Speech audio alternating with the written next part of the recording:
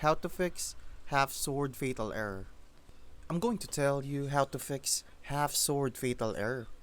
First, make sure your game files are intact by opening Steam, right-click half-sword, go to Properties, Installed Files, verify integrity of game files. This will repair any corrupted or missing files. Update your graphics drivers through NVIDIA, AMD, or Intel's official software, since outdated drivers are common cause of fatal errors. Also, check that Windows itself is updated to the latest version. If the crash happens at launch, try running the game as administrator and disable overlays like Discord or GeForce Experience. Lowering graphics settings or switching the game to Windows mode can also stabilize it.